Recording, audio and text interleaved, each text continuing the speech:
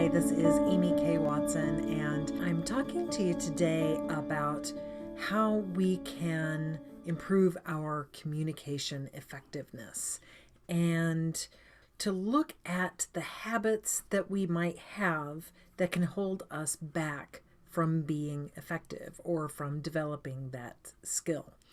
When it comes to communication, our communication styles are very much a part of our effectiveness and what holds us back.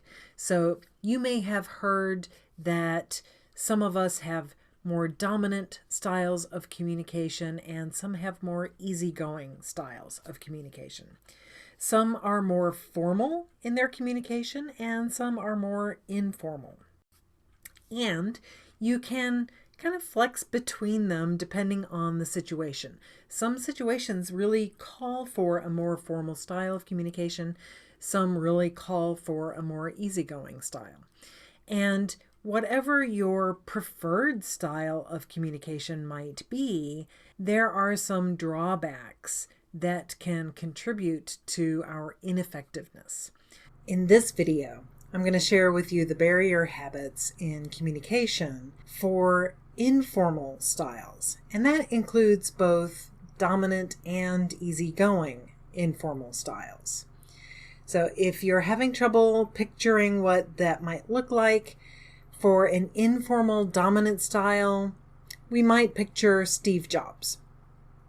He had a pretty informal style, but he was definitely a dominant personality, dominant communication style.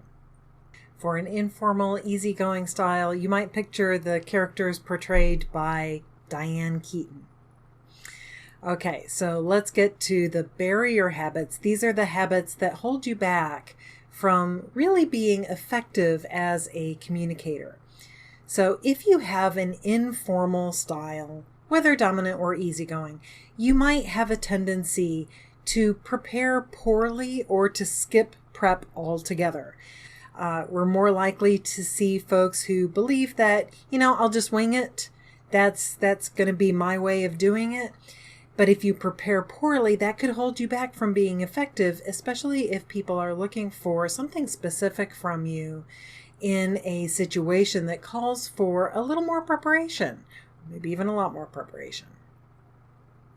Another tendency, barrier habit that we might see from the informal styles is the tendency to underdevelop your communication skills. Now, this has to do with what you might learn in a class on speaking, a class on writing. You can learn from books, you can learn from watching YouTube videos. There's certainly a wide variety of sources that you could draw upon. But if you're not investing in developing your communication skills, then you may wind up less able to get your ideas across, less able to be taken seriously when you're communicating your ideas. Now, I'm also going to introduce this idea that it includes the use of visual tools. That's something else that you can learn how to use in a much more effective way. It's one of the things that folks who are speakers for TED Talks learn how to use their visuals. And that could include your PowerPoint slides, but it could also include something like an egg, a prop. It could include a pile of gloves. Depending on what your point is, you want to make sure that you are using tools that fit the occasion.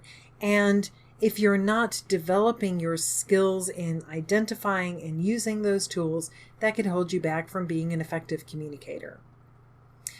Another barrier habit that can get in the way for some of the informal styles, whether dominant or easygoing, is messaging without focus.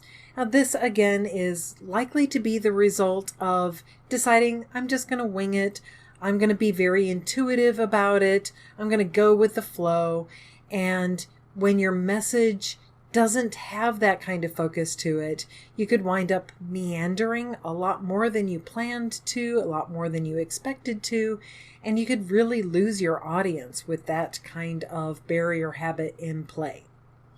Okay, so those were a few of the barrier habits that we might associate with the informal communication styles. But what about the easygoing styles, whether formal or informal? With those, I have just a couple of barrier habits that are associated more with those easygoing styles. The first is perhaps a tendency to indulge in shyness. So this could come up as maybe you don't speak up very much when you're in a group setting. Maybe you're not very willing to share your insights or your opinions, especially if it might be a little on the controversial side. Another barrier habit that could get in the way for the easygoing styles is avoiding the difficult conversations. Now, I think that one of the misconceptions that folks with an easygoing style might have is that people with a dominant style, they're better at confrontation or they're better at conflict.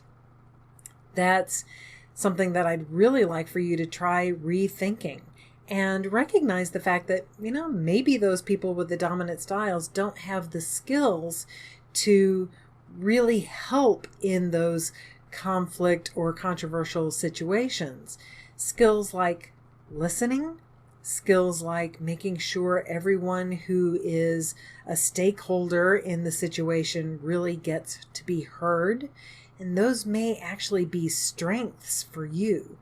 And so it's important that you bring your gifts forward, even if it's not really your comfort zone. Avoiding those difficult conversations, that's what Brené Brown calls tapping out. And we need for you to not tap out. We need your gifts. So I'd love to hear what you think. What is your experience? What are you identifying within yourself? What do you catch yourself doing? Do you have more of a formal or an informal style? Do you have more of a dominant or an easygoing style? Do you feel like I identified the right barrier habits for your style? Maybe I didn't. I'd love to know if your experience is different. What might you consider doing differently in order to have more effective communication?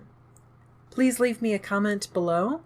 And I just want to extend this invitation to you to consider joining me during a morning workshop. Once every quarter, I'm offering just a 3-hour workshop in how to deal with some of these barrier habits and actually achieve your goals in spite of it might feel like you're trying so hard and it just doesn't work out. There's something within you that's getting in the way. And I've got some great tools to help you with identifying what's going on there and what to do about it. So I'd love to see you in one of those workshops. It's called Mastering the Motives Within. I'm going to leave a link below so that you can sign up for the next one. All right, I hope to see you there. Have a great day.